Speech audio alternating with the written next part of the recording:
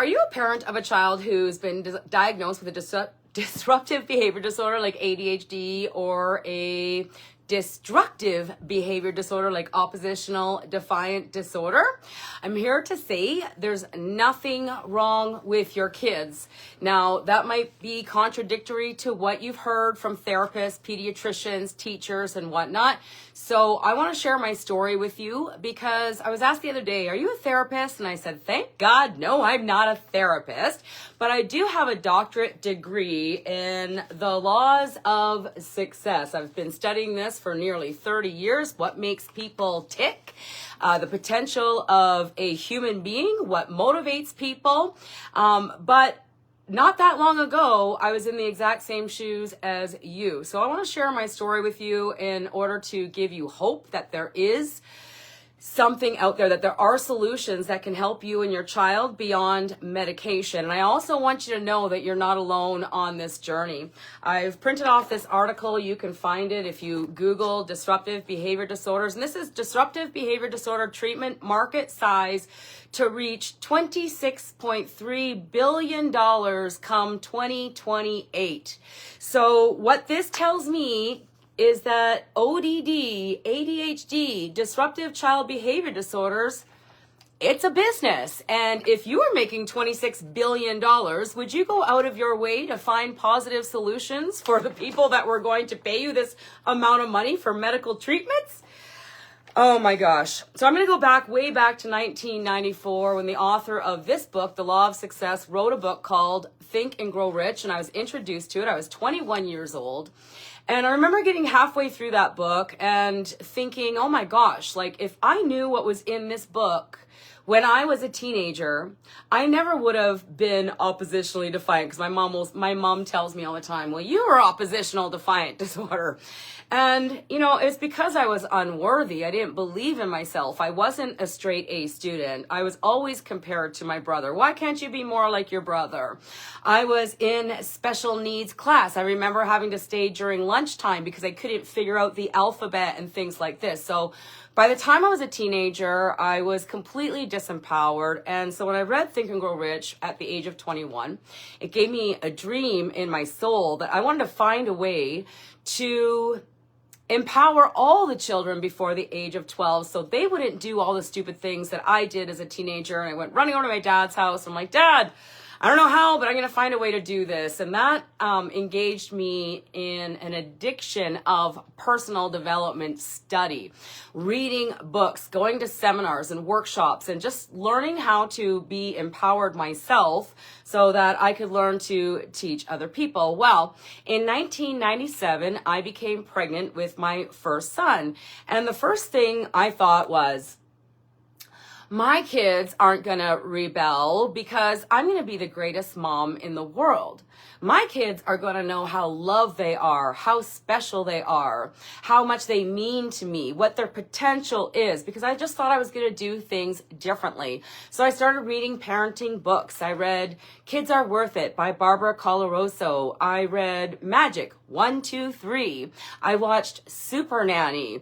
I just devoured everything I could get my hands on. And so I knew about positive discipline. I knew about timeouts and takeaways. And what I found out later on was that positive discipline was positive simply because we stopped beating our children. And if that sounds new to you, back only 100 years ago in the early 1900s, that's how we disciplined children, was we beat them with switches. We locked them in closets. We tortured them somehow. So timeouts and takeaways compared to that is positive, I guess. Now, over the next 5 or 6 years, actually, I had 3 more babies. So I had 4 kids under the age of 6, all at the same time. And as you can imagine, I was dragging a kid into a timeout like every 5 minutes. There was sibling rivalry. There was lots of screaming, lots of arguing. And my oldest son was in grade 1 or grade 2, when I started getting calls to the school. He doesn't pay attention. He fidgets. And they were trying to convince me that there was something wrong with him, that he had something called attention deficit disorder. I'd never heard of that at the time, but I did know that his dad was medicated for behavior issues when he was a child. So I thought, well, maybe my son has some sort of learning disorder. And I worked with him. I read him stories every night, because I thought that's what you did to be a good mom. You read all your kids a bedtime story. And I didn't buy in until 6 years later when I had a 6-year-old, 6, 7, 8, 9, 11, and 12. 6, 9, 11, and 12. Excuse me. And at that time, my youngest daughter was also being diagnosed with attention deficit disorder. And my youngest son was also being diagnosed with attention deficit disorder. And I just still didn't really have my head wrapped around what is attention deficit disorder. And at the age of 12, I ended up going with my son to the pediatrician, where he took out this piece of paper and it had a dish on it with some fruit and something off in the corner over here. And he goes, "This is what all the kids see, and this is what your son sees way over here." And so he's missing neural pathways. And at the time, I had no idea what a neural pathway is. Do you know what a neural pathway is? Can you describe what is attention deficit disorder or attention ADHD, attention deficit hyperactivity disorder? Can you describe what is oppositional defiant disorder, or if your child has some sort of behavior disorder? Can you tell me what that is in your own words? Because I sure could not tell you what a neural pathway was back in when he was in grade 8 or so, maybe around 2010. So I bought in. It took me 6 years to buy into the idea that my kid's brain was broken. Actually, all my kids' brains were broken, apparently, because they all had these disruptive behavior disorders, anxiety and depression and this and that.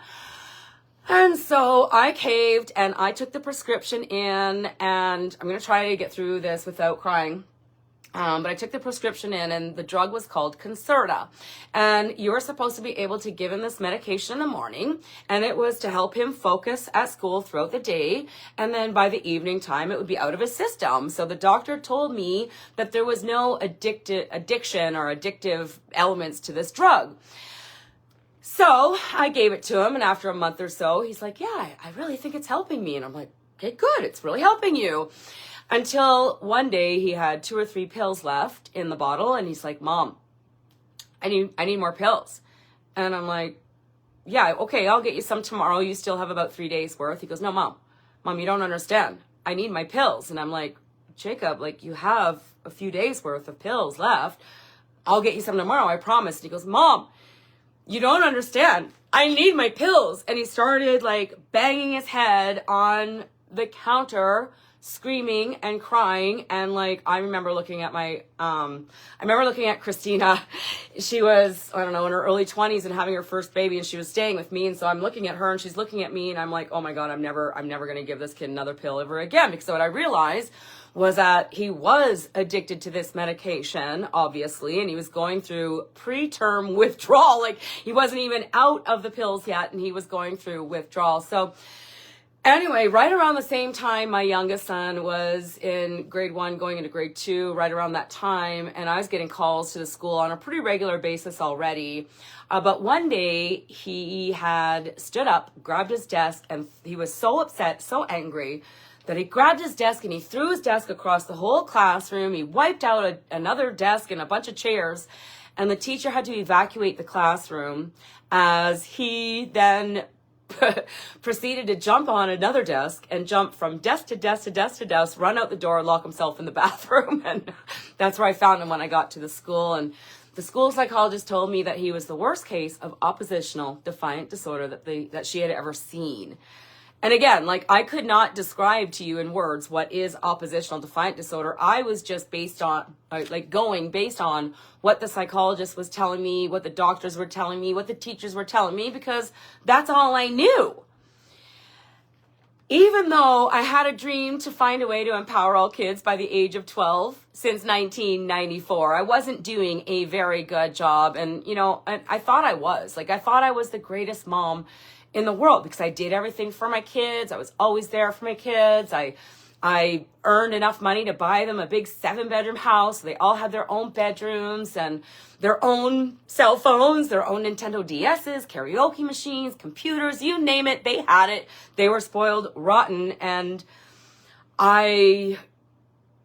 there was just no answers. Like, there was no book that was telling me what I could do to help my kids. Like, the only solution was to medicate them or to bring them to therapy. And I just remember being in fetal position, locked in my bathroom as my kids were taking over my house. And I mean, I couldn't even walk into my desk to use my computer because there'd be 3 kids in there playing on my computer.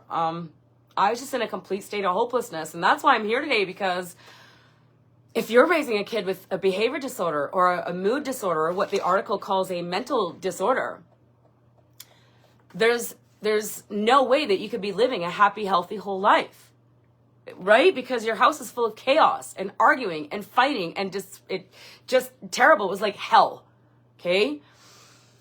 So right around the time I'm locking myself in my bathroom, thinking that maybe grandkids would be better, crying my eyes out, living in parenting hell.